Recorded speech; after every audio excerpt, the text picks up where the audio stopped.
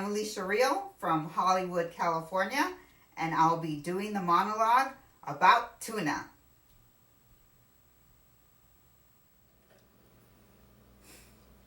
I want to talk to you about life.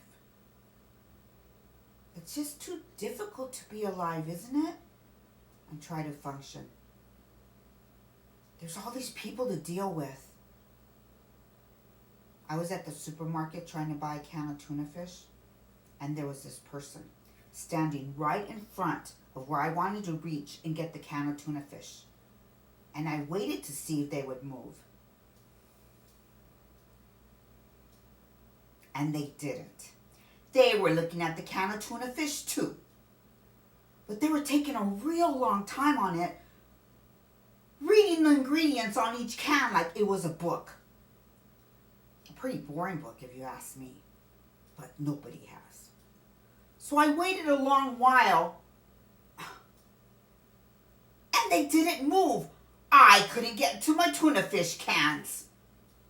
And I thought about asking them to move, and then I thought, I have this awful fear it would do no good to ask them, that they'd probably say something like, "We'll move when we're goddamn ready to move, you nagging bitch!" And then what would I do? So then I started to cry softly out of frustration, but not to disturb anybody. And still, even though I was softly sobbing, this stupid person couldn't grasp that I needed to get by them. So I got my fist and I slammed it really hard on his head and I screamed, "Would you kindly move, asshole?" And the person fell to the ground and looked totally startled, and a child nearby started to cry, and I was still crying, and I couldn't make any sense of using the tuna fish anyway, so I shouted at the child to stop crying. I mean, it was just drawing too much attention to me.